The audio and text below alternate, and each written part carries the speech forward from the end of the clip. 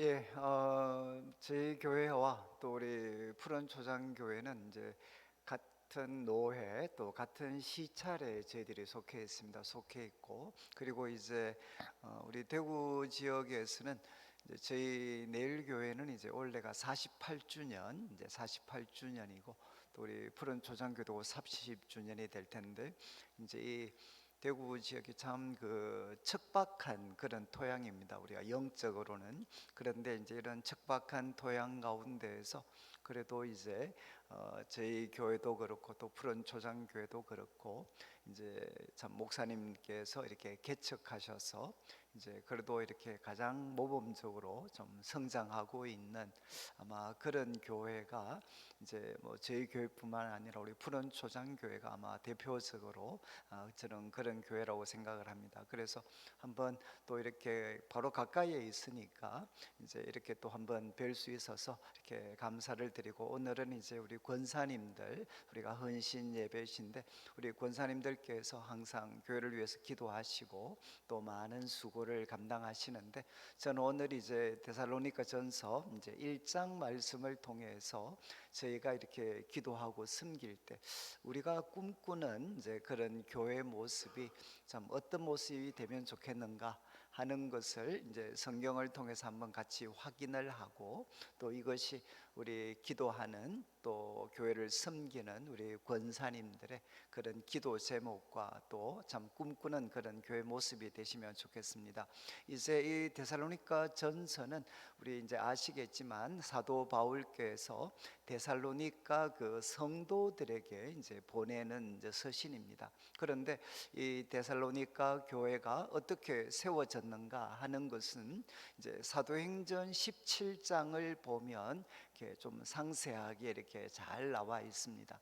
그래서 사도 바울께서 이제 빌립보에서 이제 데살로니가로 이제 옮겨서 이제 말씀을 이렇게 전하게 되는데 이 데살로니가는 이제 우리 그리스 반도 뭐 그리스 지금 이제 아테네가 있는 우리 그리스 반도가 있는데 북쪽은 당시 마게도냐 지역 마게도냐라고 불렸습니다. 그리고 남쪽은 아가야 지방입니다. 그런데 이제 이 그리스 반도에서 당시에 가장 큰 도시는 이제 유명한 아테네입니다. 아테네가 이제 남쪽에서는 가장 큰 도시고, 그리고 이제 두 번째 큰 도시가 이 북쪽에 있는 이 데살로니카입니다. 데살로니카. 그러니까 이제 그리스 반도에서는 두 번째로 큰 도시였고, 그리고 이제 마게도냐, 우리로 말하면 이제 도와 같죠. 마게도냐 주의 이제 수도가 되는 도시가 이 데살로니카입니다. 그리고 이제 이 유럽과 그리고 아시아를 연결하는 정말 그 천의 항구 조건을 갖추고 있는 이제 이 도시가 이제 이 데살로니카입니다. 그러니까 굉장히 이제 큰 도시였습니다. 큰 도시. 그런데 이제 사도 바울께서 이 데살로니카에 와서 세 번 이제 세 안식일에 이제 말씀을 전했습니다. 말씀을 전했는데 참 많은 분들이 이제 그 말씀에 반응을 보이게 되고, 그래서 뭐 유대인들뿐만 아니라 이제 귀부인들까지도 이제 그 말씀에 반응을 보이는 이런 일들이 일어났습니다. 세 번의 안식일에 말씀을 전했는데, 그런데 이제 이 유대인들이 결국은 그 핍박을 하게 됩니다. 사도 바울을 이렇게 핍박하게 되고, 그래서 이제 사도 바울 같으신 분이 그 핍박을 이렇게 참뭐 그 핍박 때문에 결국 사람들이 그 사도 바울 일행을 밤에 이제 베레아라는 도시로 이렇게 피신을 보내게 됩니다. 그러니까 데살로니가 이제 교회는 세 번의 사도 바울 세 안식일에 사도 바울의 설교를 통해서 이제 우리로 말하면 개척되어졌습니다. 이제 개척되어졌는데, 그런데 결국 핍박 때문에 이제 사도 바울이 이렇게 떠나게 되는, 그러니까 그 교회는 이제 믿은 지도 얼마 되지 않고 그리고 또 많은 핍박 가운데 놓여져 있었고 바울이 피할 만큼, 그리고 또 그 교회는 이제 지도자가 없었습니다. 사도 바울이 피하였기 때문에 결국 거기에는 지도자도 없는 교회입니다. 여러분 이 세 가지, 그러니까 참 세워진 지, 우리 뭐 거의 새로 믿게 된 성도들이 이제 중심이 된 새 안식일을 통해서 교회가 세워졌고, 그리고 이제 성도들은 주위 이웃들로부터 많은 핍박과 또 박해를 받고 있었습니다. 그리고 또 그 교회에는 지도자가 없었습니다. 지도자가. 그러면 이런 교회가, 여러분 이제 뭐 미래가 어떻게 되겠습니까? 과연 이런 교회가 계속 존재할 수 있을 것인가? 그래서 사도 바울은 베레아로 갔다가 거기에서 결국 남쪽에 있는 그리스까지 이제 그 고린도까지 옮겨가게 됩니다. 그런데 고린도에 가서도 항상 이제 마음의 짐이 이 데살로니가 교회가 어떻게 됐을까 이제 염려하고 걱정을 했습니다. 그래서 결국 바울이 이제 견디지를 못해서 디모데를 보내게 됩니다. 디모데를 이 데살로니가 교회를 방문하도록 그렇게 했습니다. 그런데 이 디모데가 가져온 소식은 정말 놀라운 소식이었습니다. 세워진 지 얼마 되지도 않았고 많은 주변 이웃들로부터 핍박과 박해를 받고 있었고, 그리고 지도자도 없는 데살로니가 교회가 놀랍게 부흥하고 성장하고 있다라는 그 소식을 이렇게 듣게 됩니다. 그래서 사도 바울께서 너무나도 이렇게 기쁘고 또 감사한 마음으로 기록한 서신이 이 데살로니가 전서, 이제 데살로니가 전서가 됩니다. 그러니까 이 데살로니가 전서를 여러분들이 읽어보시면 굉장히 이렇게 분위기가 이렇게 밝습니다. 특별히 오늘 우리가 살피는 이제 1장은 사도 바울이 참 디모데를 통해서 이 기쁜 소식을 듣고 감사하는 마음을 하나님께 감사하면서 자기가 그 데살로니가 교회에서 교회를 개척하며 사역을 할 때 그때 어떤 일이 있었는지를 한 번 더 기억하면서 결국 이제 이 데살로니가 성도들에게 확신을 주고 담대함을 주는 내용이 이 1장의 말씀입니다. 그래서 저는 이 말씀을 통해서 이제 네 가지, 데살로니가 교회는 사도 바울이 볼 때 이런 네 가지 모습을 가졌습니다. 저는 이 네 가지 모습이 우리 교회를 섬기시는 우리 권사님들께서 우리 푸른 초장교회를 위해서 기도하실 때 바로 기도의 제목이 참 되면 저는 참 좋을 것 같습니다. 그래서 1절 말씀을 한번 보시면, 자막도 한번 떼어 주실 수 있으면 좋겠는데 1절 말씀을 보시면 이제 시작을 하면서 바울과 실루아노는 이제 신라입니다. 신라, 우리가 익숙한 표현으로는 바울과 신라, 그리고 이제 디모데가 지금 이제 편지를 쓰고 있습니다. 이제 바울과 디모데 그리고 신라는 보내는 사람이고 이제 받는 사람, 그리고 이제 그들에게 이제 은혜와 평강을 빌어주는, 1절은 보내는 사람, 받는 사람, 그리고 그들에게 복을 빌어주는, 은혜와 평강을 빌어주는 내용으로 이루어져 있는데, 우리가 좀 관심을 가져야 되는 것은 이제 편지를 받는 우리가 사람, 데살로니가 성도들을 어떻게 바울이 표현하고 있는가? 뭐라고 되어 있습니까? 이제 바울과 실로아노와 디모데는 누구한테 편지합니까?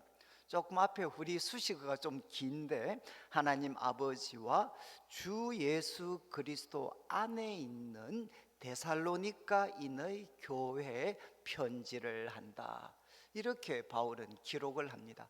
혹시 이제 우리 성도님들께서 또 우리 권사님들께서 성경을 많이 보시니까 바울이 이렇게 그 다른 서신, 예를 들면 에베소서라든가 골로새서라든가 또 아니면 빌립보서라든가 이런 편지를 쓸 때 혹시 어떤 표현을 썼는지 기억하실지 모르겠습니다. 예를 들면 에베소에 있는 성도들과 그리스도 안에 있는 신실한 자들에게 편지를 한다, 에베소서를 보면. 또 골로새서도 골로새에 있는 성도들한테 편지를 한다. 그리고 또 빌립보서 같으면 성도들과 함께 또 집사들에게, 교회 지도자들에게 편지를 한다, 이렇게 되어 있습니다. 그러니까 대부분은 뭔가 하면 어느 지역에 있는 성도들에게 편지한다.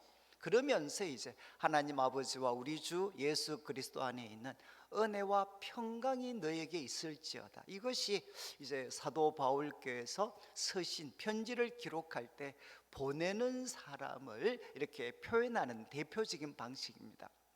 그런데 데살로니가 전서와 후서를 보면 아주 독특한 표현이 있습니다. 뭐라고 되어 있습니까? 다시 1절을 잘 한번 보시죠. 1절을 한번 비추어 주시면 여기에는 뭐 데살로니가에 있는 성도들이라고 되어 있지 않습니다. 누구한테 편지를 보내느냐? 데살로니가인의 교회 편지를 합니다. 데살로니가인의 교회 편지를 하는데 그 다음 수식어가 뭔가 하면 이 교회는 무엇이냐? 하나님과 예수 그리스도 안에 있는 교회다. 그러니까 데살로니가인의 교회인 바로 하나님 아버지와 예수 그리스도 안에 있다. 여러분, 참 이거는 데살로니가 전서와 후서에만 등장하는 표현입니다. 앞에서 제가 말씀드렸죠. 이제 데살로니가 교회는 세워진 지 얼마 되지도 않았고 지도자도 없습니다. 지도자도 없습니다. 그리고 많은 핍박과 어려움이 있습니다. 그런데 어떻게 이 교회가 역사도 없고 지도자도 없고 그리고 외부적으로는 환난과 핍박이 이렇게 많은데 어떻게 교회가 부흥하고 성장할 수 있었겠습니까? 이유는 그 교회가 지도자 안에 있는 교회가 아니고 하나님 아버지와 그리고 우리 주 예수 그리스도 안에 있는 교회, 하나님의 교회, 예수님의 교회이기 때문에 바로 이 데살로니가인의 교회가 역사도 없고 지도자도 없고 외부적으로는 환난과 핍박밖에 없었지만 그들은 이것을 능히 헤쳐나가고 부흥하는 교회로 세워질 수 있었다는 겁니다. 그러니까 바울이 첫 번째 데살로니가 성도들에게 확인시켜 주는 것은 무엇이냐? 너희는 누구냐? 하나님 아버지와 우리 주 예수 그리스도 안에 있는 교회다. 바로 예수님이 너희들의 머리가 되시고 하나님의 소유가 된 교회다라는 것을 그들에게 이제 확인시켜 주고 있습니다. 저는 여러분 이제 저도 우리 내일교도 그렇고 여러분 모든 교회는 모든 교회는 누구 안에 있는 교회입니까? 하나님 아버지 안에 있는 교회, 그리고 예수 그리스도 안에 있는 교회입니다. 교회는 하나님이 책임지시고 예수님이 책임지시는 공동체입니다. 그래서 먼저 바울은 이제 데살로니가 성도들에게 이것을 확인시켜 주면서 은혜와 평강이 그들에게 있기를 이렇게 기도해 줍니다. 저는 우리 권사님들께서 앞으로 기도하실 때마다 하나님, 우리 푸른 초장 교회가 하나님 아버지 안에 있는 교회인 거 저 믿습니다. 하나님 아버지께서 책임져 주십시오. 그리고 우리 교회가 바로 예수 그리스도를 머리로 하고 있는 바로 주 예수 그리스도 안에 있는 교회임을 믿습니다. 주님께서 우리 교회를 책임져 주십시오.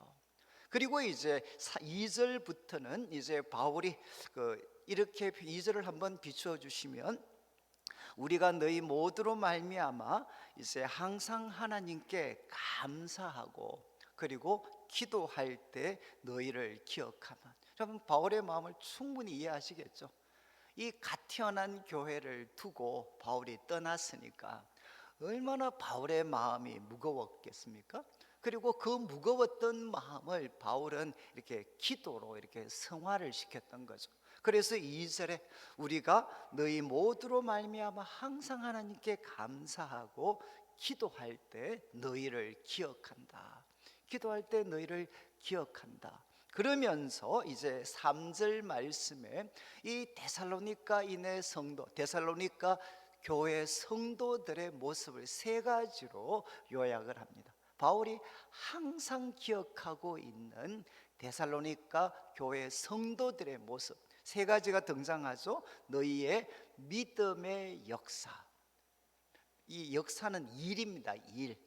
믿음을 통해서 바로 이루어지는 그 일, 믿음의 역사, 그리고 또 사랑의 수고, 그리고 우리 주 예수 그리스도에 대한 소망, 예수님께 모든 소망을 두고 인내하는 것, 이 세 가지를 내가 우리 하나님 아버지 앞에서 끊임없이 기억하고 있다. 그리고 바울은 감사하고 있다라고 그들에게 기록을 합니다.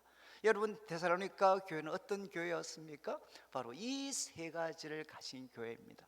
믿음의 역사, 그리고 사랑의 수고, 그리고 소망, 예수 그리스도에 대한 소망, 그 소망의 인내, 이 세 가지를 가진 교회가 바로 데살로니가 교회였다는 거죠. 여러분, 이 믿음, 소망, 사랑 많이 들어보셨죠? 우리 고린도전서 13장에도 사랑은 제일이다라고 표현을 할 때 믿음, 소망, 사랑, 이 세 가지는 항상 있을 것인데, 여러분, 이것이 바로 우리 그리스도인의 표지입니다. 우리 그리스도인은 누굽니까? 우리 그리스도인은 누구냐? 바로 믿음의 역사, 우리는 주 예수 그리스도를 믿습니다. 그리고 바로 주 예수 그리스도를 통해 하나님이 우리의 아버지신 것을 우리는 믿습니다. 그러니까 우리는 소위 믿을 구석이 있는 사람이죠. 믿을 구석이 없는 사람과 믿을 구석이 있는 사람의 삶은 때로는 하늘과 땅 차이입니다. 제가 이제 그 외국에 좀 이렇게 있을 때 우리 그 친척 집에 한 번씩 그 놀러를 갔는데, 그 친척 집에 가면 이제 플로리다에 아주 이 트럼프 별장이 있는 아주 그 휴양지인데, 제가 우리 친척이 거기 있어서 이제 가면 거기 한인 교회에 이제 겨울이 되면, 플로리다는 아주 따뜻한 곳이니까 이제 그 겨울이 되면 이제 그 북쪽, 우리 뉴욕이라든가 이런데 그 북쪽에 있는 사람들이 이제 겨울을 추위를 피하기 위해서 이제 휴양지로 내려오거든요. 근데 거기에 이제 삼성가 식구들이 이제 거기를 내려옵니다. 그래서 우리 친척이 다니고 있는 교회에 이제 한 번씩 예배를 한 2달 정도 예배를 드리시거든요. 거기 이제 소위 삼성가 아이들이 옵니다. 아이들이 오는데, 여러분, 걔들하고 삼성가 아닌 평범한 가정의 애들하고 생각이 다르지 않을까요? 걔들이 예를 들면 성적 조금 떨어졌다고, 아니면 뭐 얼굴이 조금 못생겼다고, 여러분 걔들 걱정하겠습니까? 뭐 얼굴 못생긴 거는 견적 좀 뽑으면 되는 거고 그리고 이제 여러분 이렇게 성적 같은 거 조금 안 좋으면, 여러분 이렇게 미국에 아주 좋은 고등학교에, 예를 들면 사립학교에 뭐 삼성가에서 이렇게 기부 충분히 하고, 그리고 학교 들어가서 공부하면 됩니다. 또 공부에 재주가 없는 애들은 나중에 그 아이 적성에 맞는 소위 사업체 하나 만들어주면 되는 거죠. 여러분, 이렇게 평범한 아이들하고 소위 삼성가의 아이들하고는 이게 생각이 달라요. 우리가 걱정하는 것이 그 아이들에게는 별로 걱정의 이유가 되지 않습니다. 그 원인의 이유가 뭐겠습니까? 걔들은 믿을 구석이 있잖아요. 믿을 구석이 있으니까 사실은 별로 염려하지 않죠. 걔들은 삼성가를 믿음으로 일을 하는 애들이에요. 살아가는 아이들입니다. 우리는 누굽니까? 삼성가 정도가 아니고 창조주 하나님, 우리를 구원하신 바로 하나님을 바로 믿는 사람들이죠. 그분을 우리는 믿음으로 우리는 살아가는 사람들입니다. 그래서 예수님을 믿는 성도가 될 때 가장 달라지는 것은 무엇이냐? 옛날에는 내 힘으로 일을 하고 내 힘으로 역사를 했다면, 이제는 예수님 믿고 하나님의 자녀가 되면 우리는 창조주 하나님, 바로 하나님의 사랑, 주 예수 그리스도를 통해서 우리에게 선명하게 보여주신 그 은혜, 그 은혜를 우리는 믿음으로 우리는 매 순간마다 살아갑니다. 그러니까 바울은 이야기합니다. 데살로니가 교회 성도들은 첫 번째는 믿음의 역사입니다. 믿음의 역사. 그리고 여러분, 예수님을 믿기 때문에, 예수님을 믿어서 하나님의 자녀가 되면, 여러분, 하나님이 우리를 향하신 그 계명을 따라 살잖아요. 여러분, 우리는 어떻게 살죠? 하나님을 사랑해라, 그리고 내 이웃을 사랑해라. 모든 율법은 이 속에 다 들어 있습니다.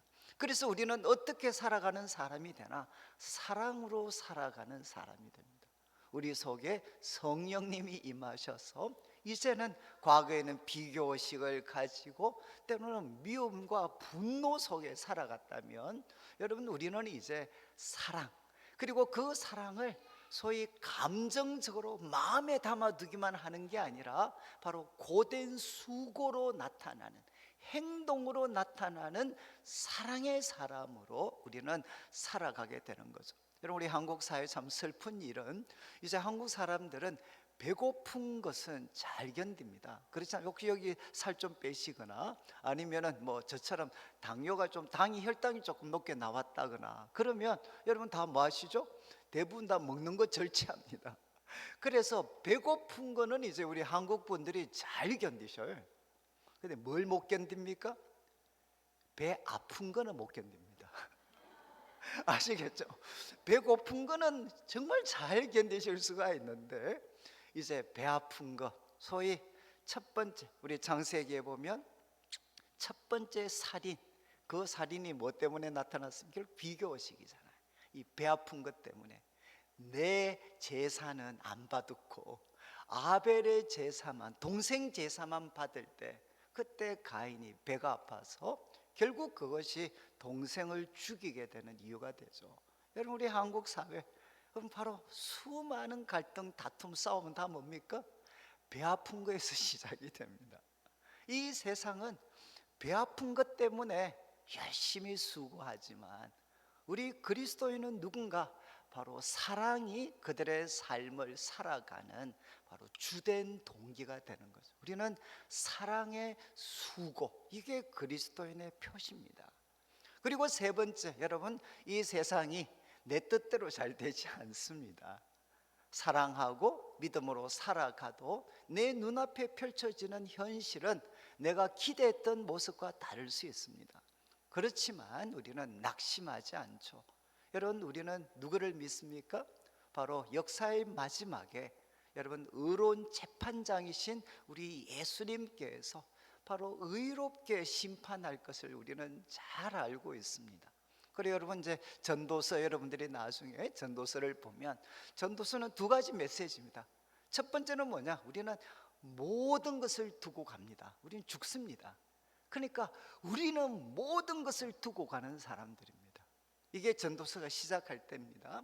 그런데 전도서 마지막 메시지는 무엇이냐? 여러분, 하나님께서 선악간에 심판하실 것을 반드시 알아라. 이것은 무엇이죠? 우리는 모든 것을 놓고만 두고만 가는 게 아니라 우리는 모든 것을 가져갑니다. 누구한테 가져가죠? 바로 의로운 재판장이신 하나님 앞에 가져갑니다. 그래서 우리들의 삶에 영원한 가치를 가지는 것은 무엇이냐? 하나님과 관련된 것이죠. 하나님과 관련된 것. 여러분, 우리 그리스도인의 바로 신앙 고백 속에 가장 마지막은 무엇입니까? 바로 그분이 심판하실 것을 믿습니다. 그러나 세상 사람들에게는 심판이지만 하나님의 백성들에게는 그것이 무엇이냐? 구원이죠, 구원. 그래서 사도 바울은 이야기합니다. 성도로 살아간다는 것은 무엇이냐? 우리들의 모든 소망을, 여러분, 누가 대통령이 되고 누가 지도자가 되고 거기에 소망을 두는 것이 아니라 우리는 우리 주 예수 그리스도, 예수 그리스도에 대해서 소망을 두고 그 소망 때문에 우리는 매 순간 아무리 고되고 우리가 기대하는 모습으로 이 현실이 돌아가지 않는다 할지라도 우리는 예수님께 소망을 두기 때문에 우리는 인내하면서 살아갈 수가 있습니다. 여러분, 이것이 바로 그리스도인의, 바로 우리 그리스도인의 표시가 되어야 되는 거죠. 사도 바울은 데살로니가 성도들에 대해서 감사하면서 그리고 끊임없이 기억하고 있는 그들의 모습, 이 세 가지, 저는 이 모습이, 이 세 가지 모습이 우리 성도님들의 모습이 되셔야 됩니다. 믿음의 역사, 이제는 믿을 구석이 있잖아요. 모든 일을 할 때마다 내 수준에 맞는 일을 하는 게 아니고 하나님 수준에 맞는 일을 해야 되는 거죠. 믿음의 역사, 그리고 우리들의 삶의 동기는 배 아파서 못 살겠다 이게 아니고, 우리는 사랑 때문에, 하나님에 대한 사랑, 이웃에 대한 사랑 때문에 우리는 기꺼이 우리는 성도들을 수고하며 섬깁니다.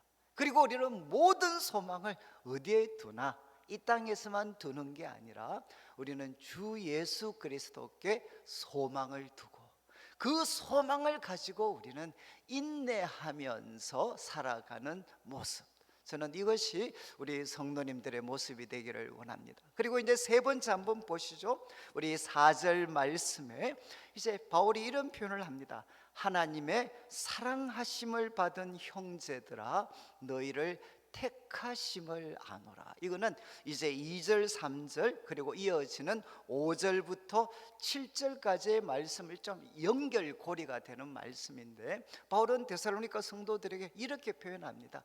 야, 너희들은 누구냐? 하나님의 사랑을 받고 있는 자다. 너희는 하나님의 사랑하심을 받은 형제들아. 바로 그들은 하나님의 사랑을 받고 있는 자들입니다. 여러분 믿으시나요?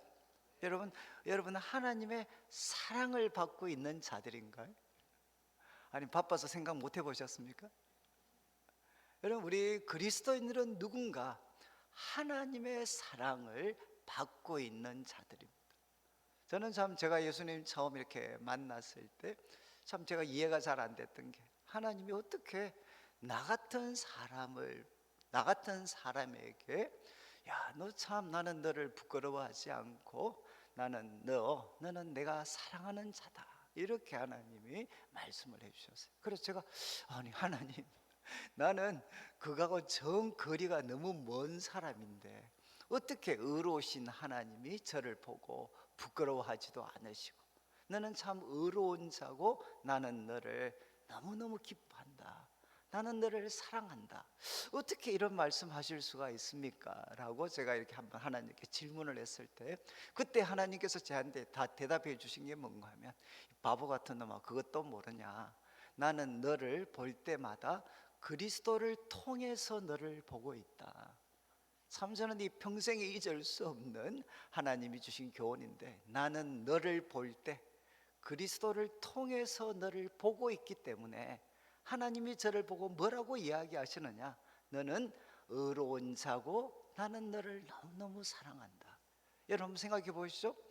하나님과 예수님 사이에 하나님과 저 사이에 만약에 아무도 없다면, 여러분 불꽃 같은 눈을 가지신 하나님께서 이 모순 덩어리인 저를 보면 분노하실 수밖에 없죠. 그런데 하나님이 저를 향해 너 의로운 자다, 그리고 또 나는 너를 사랑한다, 어떻게 이런 말씀하실 수 있겠습니까? 바로 하나님과 저 사이에 중보자 예수님이 계시는 거죠. 예수님. 그리고 저는 누구죠? 우리 성도님들은 누굽니까? 그리스도 안에 있는 성도들입니다. 사도 바울이 가장 이렇게 사랑했던 표현, 가장 많이 사용했던 표현, 그리스도 안에서. 너희는 누구냐? 그리스도 안에 있는 성도들입니다. 여러분, 지금 사도 바울이 데살로니가 성도들을 향해 하나님의 사랑하심을 받은 형제들아, 자매들아, 이렇게 이야기할 수 있는 근거가 뭐냐?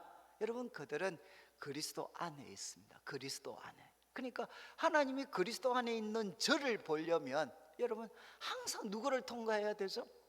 하나님 앞에 완벽한 순종의 삶을 사셔서 하나님의 사랑이 되신 그 예수님을 통해서 저를 보니까, 하나님이 보실 때는 여러분 그리스도 안에 있는 저를 볼 때 누구밖에 안 보이죠? 예수님밖에 안 보입니다. 예수님밖에 보이지 않으니까 지금 하나님은 저를 보고 내 때문이 아니라 저를 둘러싸고 계신 예수님 때문에 너는 의로운 자다, 그리고 나는 너를 사랑한다, 이렇게 말씀하실 수 있는 거죠. 저는 그 후에도 뭐 많은 실수도 하고 때로는 뭐 잘못도 하고, 그래서 제 마음에도 이런 생각이 되는 거죠. 하나님, 이런 나도 내가 이렇게 사는데도 부끄럽지 않습니까? 오늘 혹시 한번 뭐 권사님들도 한번 기도할 때 한번 해보시죠. 하나님, 내가 이 꼴하신데도 안 부끄럽습니까? 그러면 이제 하나님이 저한테 이렇게 또 질문을 하나 하셔요. 야, 나도 하나 물어보자. 너 혹시 그리스도 안에 있느냐? 이렇게 물으시는. 그러면 제가 이제 대답을 하죠. 하나님, 내가 다른 거는 다 내 삶이 때로는 하나님께 실망이 되고 내가 봐도 견딜 수 없는 그런 부족함, 연약함에 있다 하더라도 나 하나 포기할 수 없는 것은 나 예수님 믿습니다. 나 예수님 안에 있습니다 라고 대답을 하면 하나님께서 제게 주셨던 말씀이 뭐냐? 그래, 나는 그리스도 안에 있는 너를 부끄러워하지 않아. 나는 그리스도 안에 있는 너를 부끄러워하지 않아. 여러분, 지금 사도 바울께서 데살로니가 성도들을 보고 하나님의 사랑하심을 받은 형제들아 이렇게 표현한 이유가 무엇이죠? 그들의 삶이 완벽하기 때문이 아니라 그들이 예수님을 믿고 예수님 안에 있는 성도들이기 때문에 사도 바울은 그들에게 이야기합니다. 하나님의 사랑하심을 받은 형제들아. 그리고 또 하나 이런 표현을 쓰는 거죠. 하나님께서 지금 4절 말씀에 너희를 택하심을 아노라. 너희를 택하심을 아노라. 너희가 바로 하나님의 택한 자리들이다. 이거를 내가 안다는 거죠. 하나님이 너희 택하셨다라는 거 내가 안다. 이거 좀 월권이지 않습니까? 하나님이 나 택했는지 안 택했는지는 주고 봐야 아는 거 아닌가요? 근데 어떻게 바울이 이런 표현을 쓸 수 있겠습니까? 2절과 3절을 통해서는 바울이 이런 표현을 쓸 수 있는 이유가 무엇이냐? 그들은 그리스도인의 표시가 되는 믿음의 역사, 사랑의 수고, 소망의 인내가 있었습니다. 그리고 이어지는 이제 5절 말씀부터는 또 하나의 근거. 왜냐하면 여러분 4절 5절 말씀은 인언이라는 것은 왜냐하면입니다. 왜냐하면 하나님이 너희를 택하셨다. 어떻게 사도 바울이 사람이 하나님의 영역 아닌가요? 하나님이 나 택했는지 그들을 택했는지 안 택했는지 어떻게 알겠습니까? 그런데 바울이 어떻게 감히 이런 이야기를 할 수 있나? 5절 말씀은 왜냐하면으로 시작을 합니다. 왜냐하면 이유를 설명합니다. 우리 복음이 너희에게 이르렀다. 여러분, 바로 이 사도 바울을 통해서 그들에게 복음이 전달되어졌죠. 그래서 바울은 표현을 합니다. 우리 복음이 바로 너희들에게 이르렀다. 너희들에게 도착했다. 도착했는데 여러분 여기 아주 중요한 표현이 나오는데 너희에게 말로만 이런 것이 아니다. 소위 말. 여러분 이 복음의 내용입니다. 말로만 너희들에게 임한 것이 아니다. 대신 뭐라고 이야기합니까? 그 말뿐만, 이거는 말뿐만 아니라 여러분 무엇도 함께 갔다는 거죠. 능력과 성령과 큰 확신으로, 바로 이제 큰 확신으로 된 것이다. 여러분 바울이 지금 이야기합니다. 하나님이 너희 택하셨다라는 것을 뭘 보고 알 수 있나? 첫 번째는 성령님께서 누구를 사로잡으셨느냐? 그들에게 복음을 전했던 사도 바울, 복음을 전했던 사람, 우리로 말하면 이제 목회자들이죠. 그들에게 말씀과 복음을 전했던 그 사도 바울과 같은 사역자를 성령님이 사로잡으셨다는 겁니다. 그래서 다시 한번 5절을 한번 비추어 주시면 세 가지가 등장을 하는데 첫 번째는 이제 능력입니다. 능력. 말로만, 너희 말뿐만 아니라, 이 말뿐만이 아니라 바로 능력으로 그들에게 전달되어졌다. 능력은 무엇이겠습니까? 듣는 자들에게 미치는 영향력입니다. 말씀을 그들에게 선포했을 때 이 말씀이 능력으로 전달되어져서 때로는 그게 외적으로 표적과 기사가 나타나기도 하고, 내적으로는 여러분 거부할 수 없는 감화력, 거부할 수 없는 감화력으로 그들에게 말씀이 전달되어졌다는 겁니다. 이거를 봤을 때 사도 바울은 이야기할 수 있습니다. 하나님이 너희 택하셨다. 하나님 너희 사랑하셨다. 저는 이제 뭐 아무래도 이렇게 청년들이나 또 이렇게 집회를 이렇게 좀 다니고 한 번씩 집사람이 이제 저보고 이번에 가서 뭐 집회하는데 뭐 말씀 뭘 전하, 무슨 말씀을 전하냐? 그러면 제가 야 그거는 업소의 비밀이니까 너무 알려고 하지 마라. 제가 이렇게 잘 뭐 표현을 할 수밖에 없는 거예요. 부끄럽죠. 왜냐하면 여러분 뭐 제가 이런 뭐 집회를 이렇게 다니면 여러분 뭐 그때 교회마다 뭐 제가 그게 가장 적합한 거 새로 준비하겠습니까? 그거 아니죠. 그냥 제가 나가서 집회 가서 말씀 전하는 거는 뭐 다 비슷합니다. 그러니까 제가 이제 부끄러워서라도 이제 잘 표현을 못해. 야, 이번에 가서 어떤 뭘 전한다. 제가 뭐 전한다고 이야기하면 또 그거 하나. 또 제가 틀림없이 우리 집사람 성격을 내가 아니까. 그래서 야야 알려고 하지 마라 알려고. 근데 여러분 제가 똑같은 거의 뭐 똑같은 설교를 이 교회도 하고 저 교회도 하고 뭐 이렇게 하겠죠. 청년들 집회도 그렇고. 근데 가보면 여러분 제가 똑같은 설교를 했습니다. 그러면 듣는 성도들의 반응이 똑같을까요? 똑같은 내용의 설교인데 이런 반응은 좀 표현이 그런데 하늘과 땅 차이입니다. 어떤 교회를 가면 설교를 하는데 이 입이 이렇게 열리지 않는, 그냥 말이 안 돼. 말이 그 분위기 자체에 그 눌려가지고 똑같은 설교 원고도 똑같은데 이 입을 열 수가 없는 것 같은 그런 교회가 있습니다. 근데 또 어떤 교회를 가면 똑같은 본문인데 제가 입을 열기가 무섭게, 여러분 제가 그냥 설교하려고 했던 내용뿐만 아니라 제가 그냥 하나님이 참 주셔서 제가 가지고 있는 조금이라도 좀 유익하고 귀한 것이 있다면 그냥 제가 의도하지 않은 것까지도 그냥 막 이렇게 쏟아져서 나오는, 여러분 그런 어떤 설교를 제가 할 때가 있습니다. 이해가 되시죠? 그 차이는 뭐겠습니까? 그 차이는 무엇이겠습니까? 뭐 여기들은 뭐 하나님이 택하셨다, 아니면 사랑하심을 받은 형제들아. 여러분 성도들에게 하나님이 주시는 최고의 선물, 하나님께서 그분의 사랑을 나타내실 때 하나님이 가장 즐겨 사용하시는 방법이 뭐겠습니까? 그것은 그들에게 말씀을 주시는 겁니다. 여러분 성도들에게 소위 돈을 주거나 뭐 병 고치는 건 물론 이것도 귀하죠. 그렇지만 이 모든 것들까지도 결국은 하나님은 무엇을 사용하시나? 말씀을 통해서 병도 고치고, 말씀을 통해서 가정의 문제도 해결이 되고, 또 말씀을 통해서 정말 경제적으로 육체적인 질병도 하나님은 말씀을 통해서 바로 놀라운 역사를 일으키는 거죠. 지금 사도 바울이 이야기를 합니다. 바로 하나님이 너희 참 사랑하신다, 또 너희를 택하셨다 라고 이야기할 수 있는 근거가 무엇이냐? 하나님이 말씀을 전하는 자신을 사로잡으셨다는 거예요. 그래서 먼저는 그 말씀이 말뿐만 아니라 능력, 바로 표적과 기사, 그리고 그들에게 거부할 수 없는 가마력으로 그들에게 주어졌습니다. 또 하나는 마지막에 있는 확신입니다. 확신. 이 확신은 무엇이겠습니까? 말씀을 전하는 사람이 가진 확신입니다.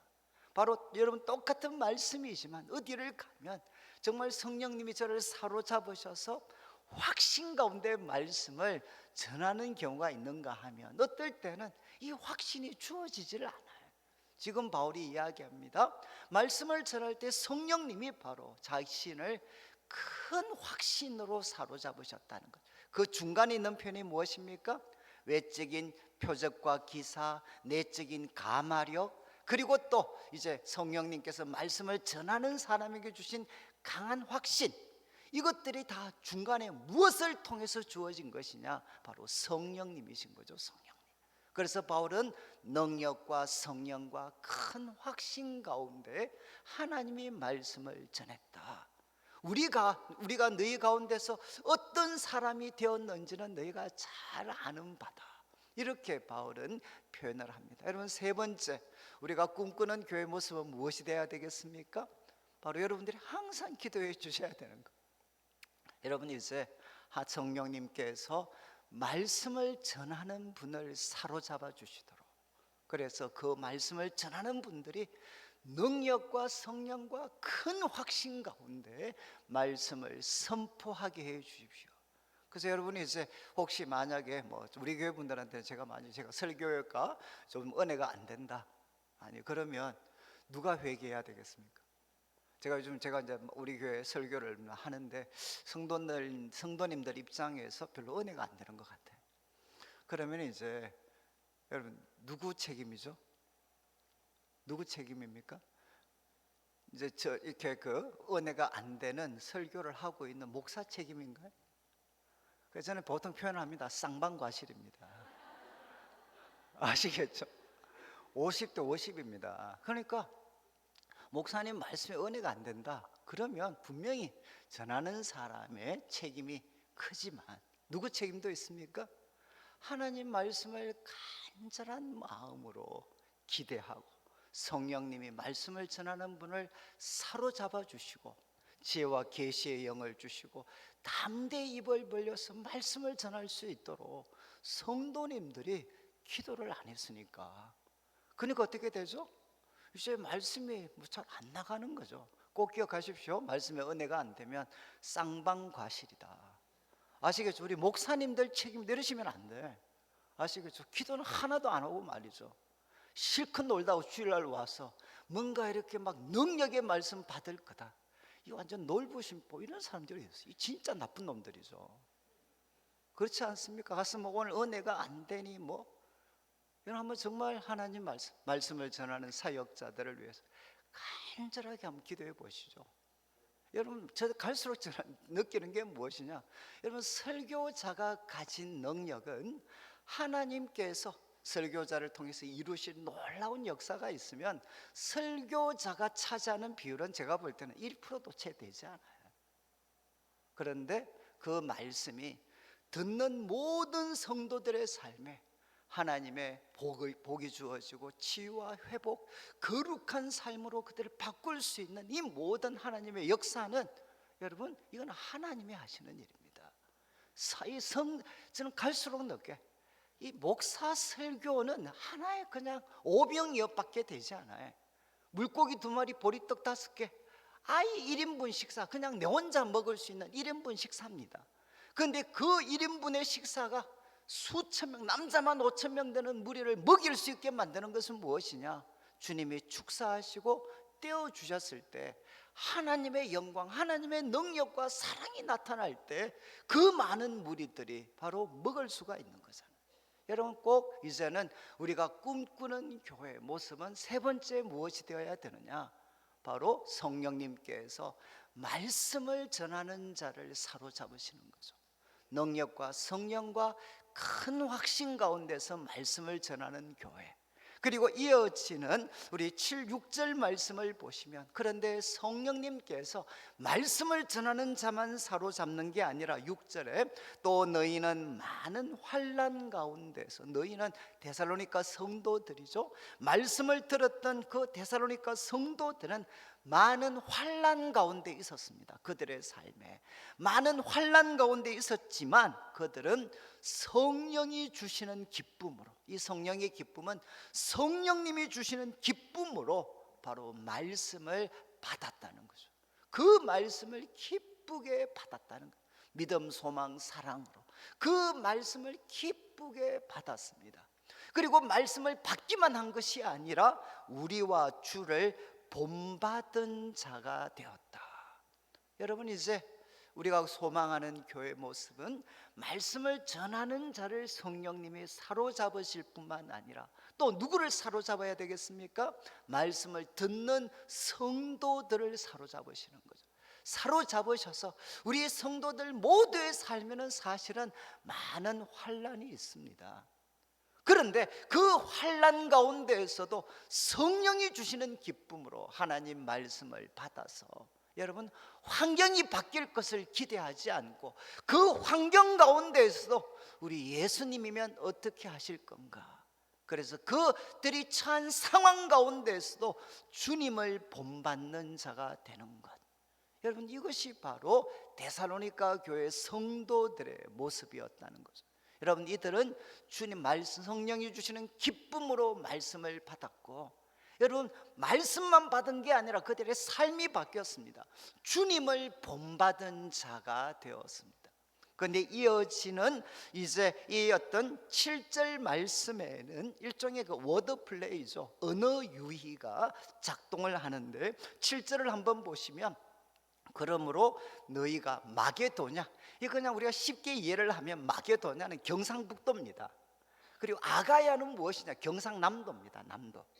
이해하시겠죠? 이제 그리스 반도를 경상도라고 생각을 하면 북쪽이 마게도냐, 남쪽이 아가야입니다.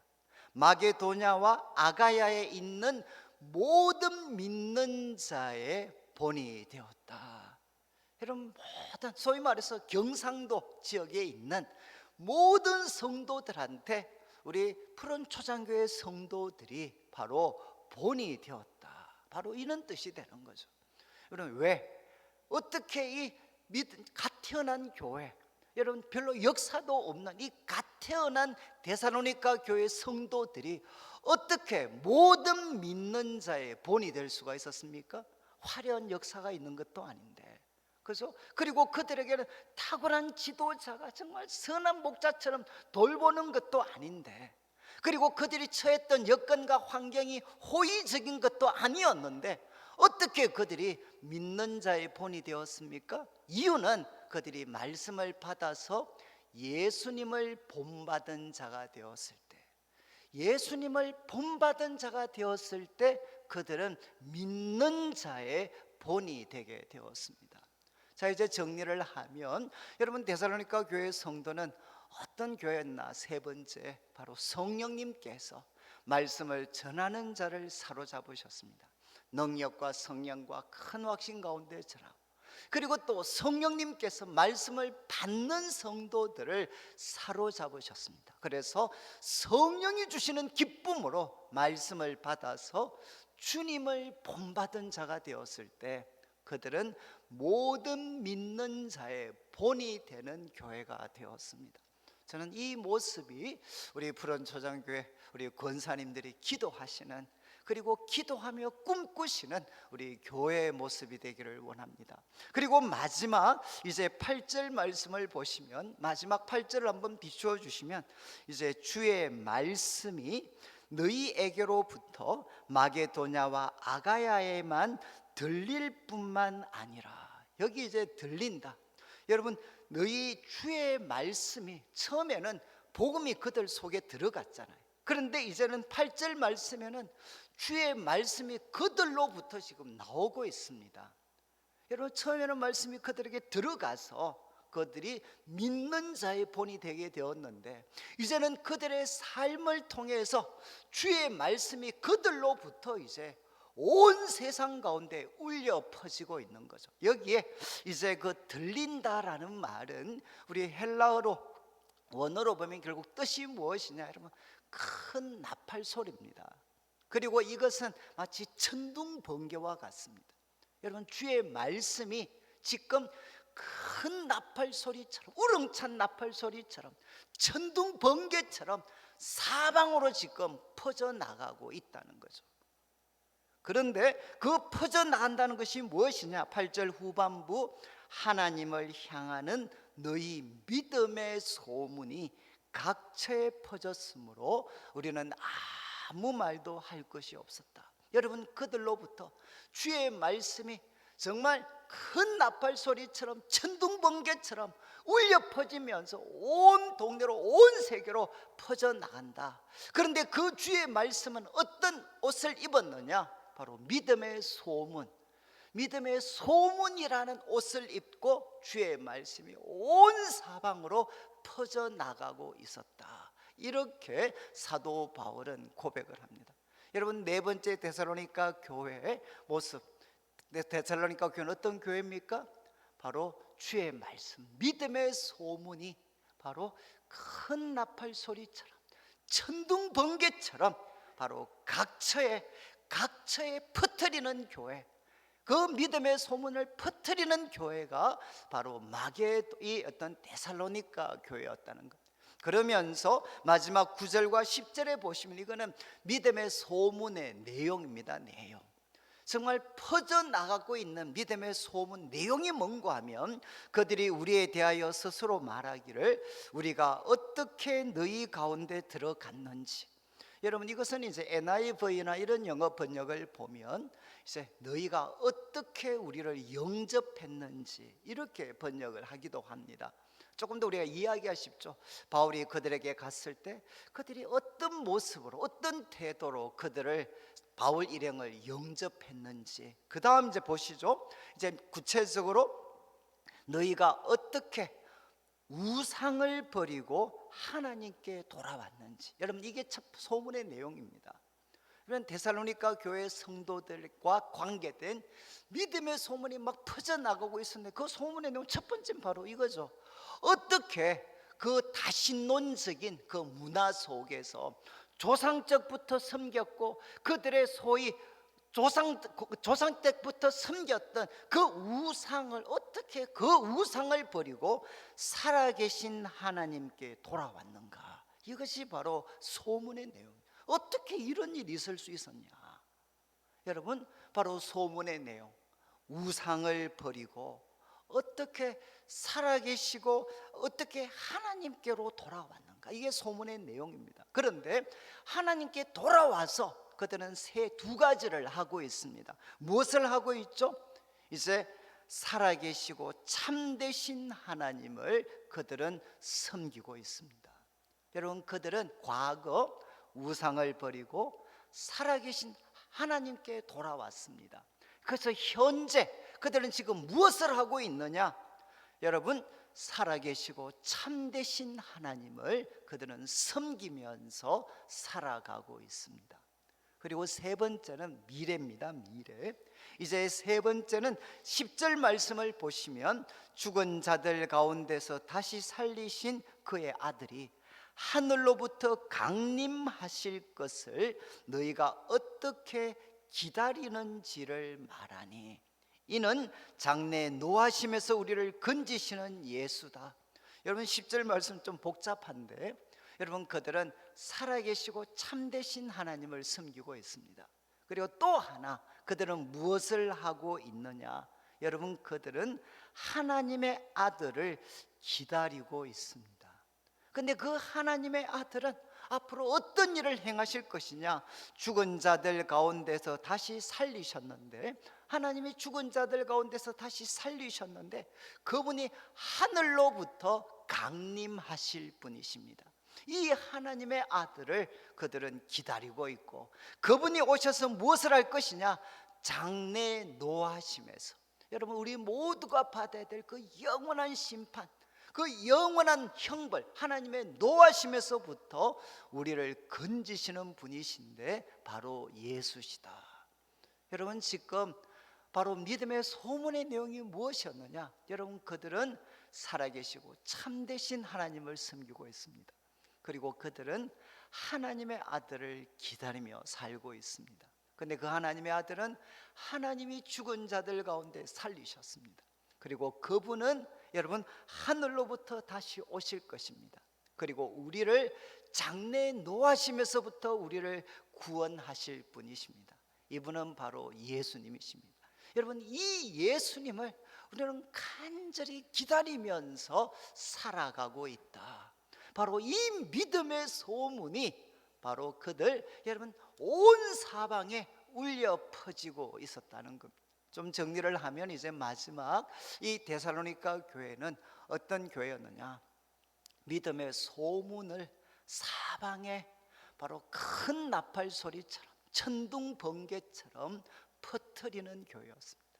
그 내용은 여러분 바로 어떻게 그 우상을 버리고 하나님께 돌아왔나. 이게 그들의 삶이었죠. 그들은 우상을 버리고 하나님께 돌아왔습니다. 그리고 지금 그들은 무엇하고 있나? 살아계시고 참되신 하나님을 섬기면서 살아가고 있습니다.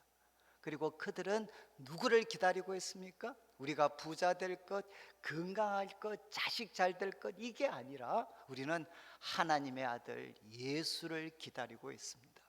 여러분, 죽으신 가운데서 하나님이 다시 살리신 예수, 그리고 또 그분은 하늘로부터 오실 것입니다. 다시 우리에게 오실 분이십니다. 오셔서 장래 노하심에서 우리를 건지실 이 예수님을 기다린다. 이 기다린다는 것은 현재이기 때문에 계속 반복을 나타냅니다. 계속해서 우리는 이 예수님을 기다리면서, 이 하나님의 아들을 기다리면서 저들은 살아가고 있다. 이 믿음의 소문을 사방에 퍼뜨리는 교회였습니다. 이제 말씀을 마무리하면서 저는 우리 푸른 초장교회가 지금까지도 정말 모범적으로 정말 참 교회가 부흥하고 성장했는데, 참 이 네 가지 말씀 꼭 기억하셔서, 여러분 우리 교회는 하나님 아버지와 예수님 안에 있는 교회입니다. 그리고 두 번째, 여러분 교회는, 성도들은 믿음의 역사, 그리고 사랑의 수고, 소망의 인내, 소위 트라이앵글이잖아요. 트라이앵글. 우리 그리스도인의 트라이앵글, 믿음, 소망, 사랑. 믿음으로 우리는 믿을 구석이 있기 때문에 믿음으로 일하고, 사랑으로 수고하고, 예수님께 소망을 두기 때문에 우리는 인내합니다. 그리고 세 번째, 우리는 성령님께서 말씀을 전하는 사람, 듣는 자에게 역사하셔서, 여러분 우리 모든 성도들이 주님을 본받은 자가 되어서 믿는 자의 본이 되는 그런 교회로 세워지고, 마지막, 여러분 바로 우리 푸른 초장교회를 통해서 이 대구와 그리고 또 우리 경상도시, 우리 나라에 정말 믿음의 소문을 우렁찬 나팔 소리처럼 바로 퍼뜨리는 교회. 어떻게 우상을 버리고 하나님께 돌아왔나? 어떻게 이 험한 세상 가운데에서도 살아계시고 참되신 하나님 섬기나?